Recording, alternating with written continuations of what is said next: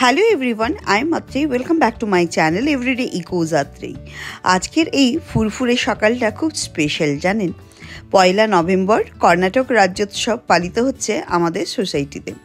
লাল হলুদ রঙে রাঙানো আমাদের এই ফ্ল্যাগ চারিদিকে সাজানো হয়েছে, দেখে সত্যি খুব ভালো লাগছিল এবং আমরা গর্বিত।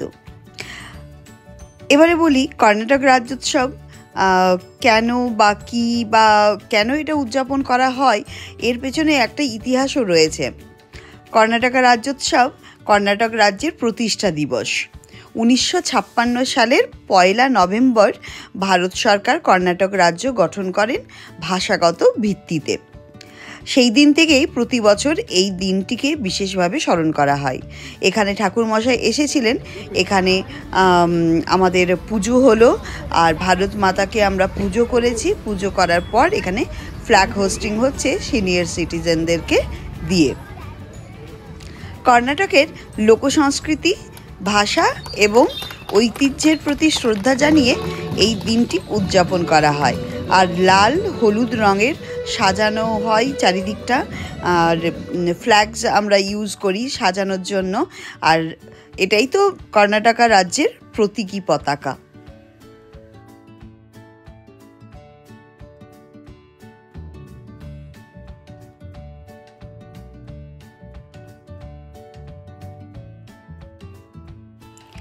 এখানে আমরা প্রত্যেকেই হলুদ লাল রঙের জামা কাপড় পরে নিচে নেমে এসেছি, আর এখানে প্রত্যেককে একটা করে হলুদ লাল রঙের ফ্ল্যাগও দিয়েছে আর ব্যানারও দিয়েছিলেন, যেটা গলায় এইভাবে ঝুলিয়ে রেখে আর আমরা দাঁড়িয়ে ওখানে একটা গান হচ্ছিল।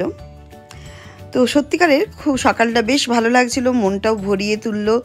অনুষ্ঠান হয়েছে, গান নাচ আবৃত্তি কবিতা সেগুলো সবই আপনাদের সাথে শেয়ার করব। খুব ভালো লাগছিল, আর তাদের প্রাণবন্ত উপস্থিতিতে পরিবেশ যেন আরও উজ্জ্বল হয়ে উঠেছিল।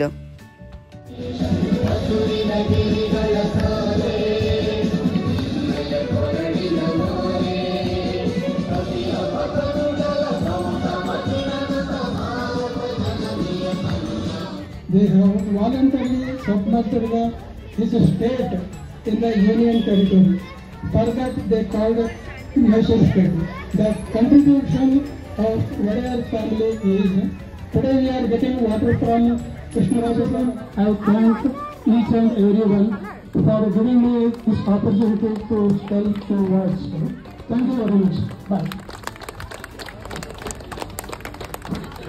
Yeah, anyone else want to talk or saying anything?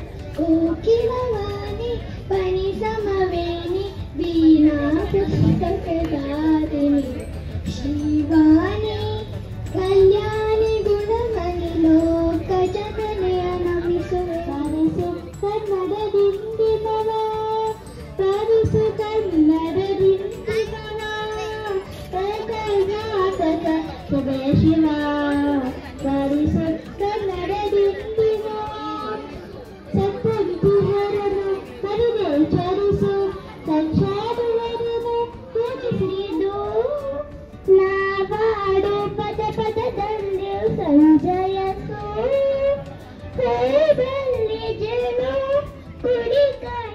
আমাদের সোসাইটিতে কর্ণাটক রাজ্যোৎসব বেশ সুন্দরভাবে পালন হলো, আর এটা যে সমাজের ঐক্যের একটি উৎসব সেটাও বুঝিয়ে দিলেন। কর্ণাটক রাজ্যোৎসবে শিশুদের সাথে আনন্দ এবং আমাদের সোসাইটির বিভিন্ন রকম উদ্যোগ, আর এটা সেলিব্রেশন করার যে একটা উদ্যোগ নেওয়া হয়েছে সেটাও দেখে খুব ভালো লাগলো। আর ভালোবাসা এবং সম্প্রীতির উৎসব সমাজে এবং শিশুদের মাঝে সেটাকে আমরা ছড়িয়ে দিলাম, যাতে আমাদের বাচ্চারাও বুঝতে পারে বা এটাকে সুন্দরভাবে সম্মানের সাথে কর্ণাটক রাজ্যোৎসবকে পালন করে। কর্ণাটক রাজ্যোৎসবে ঐক্যের বার্তা ছড়িয়ে দিলেন গুরুজনেরা আমাদের সোসাইটিতে, এবং ছোট ছোট বাচ্চারাও নাচ গানে ভরিয়ে তুলল। বেশ সুন্দর লাগলো সকালবেলাটা। এই দিনটি কর্ণাটক রাজ্যের বিশাল একটি ঐতিহাসিক গুরুত্ব রয়েছে। কর্ণাটকের সমৃদ্ধি, সাংস্কৃতিক ঐতিহ্য, ভাষা এবং তাদের প্রথাগুলোকে উদযাপন করে, যা এই রাজ্যকে সংজ্ঞায়িতও করে। অনুষ্ঠানের শেষে আমরা সকলে মিলে একসাথে ব্রেকফাস্ট করলাম। এখানে ব্রেকফাস্টের ব্যবস্থা ছিল, মেনুতে ছিল ইডলি বড়া, চাটনি আর লাড্ডু। সকলে মিলে একসাথে খাওয়া দাওয়া, হাসি ঠাট্টা, সময়টা সত্যি খুব ভালো লাগলো। প্রত্যেকেরই আজকে ছুটির দিন, অফিসের কোনো টেনশন নেই, বাচ্চাদেরকে স্কুলে পাঠানোর টেনশন নেই। সত্যি মনে রাখার মতন হয়ে উঠেছিল চারিদিকের পরিবেশটাও। সবার মনেই যেন আনন্দ ভরে উঠেছিল এবং ওই দিনটা সত্যি বিশেষ হয়ে দাঁড়িয়েছিল। এইভাবেই কাটলো আমাদের আজকের সকালবেলাটা, হাসি ঠাট্টা গানে ভরা একটা ফুরফুরে সকালবেলা। কর্ণাটকা রাজ্যোৎসবের দিনটা সত্যি বিশেষ। আর আমিও ব্লগটা এখানেই শেষ করছি। যদি ভালো লেগে থাকে এই ব্লগটা, তাহলে লাইক, শেয়ার, সাবস্ক্রাইব আর অবশ্যই কমেন্ট করবেন। দেখা হবে নতুন ব্লগের সাথে। Tata, bye bye, thank you so much.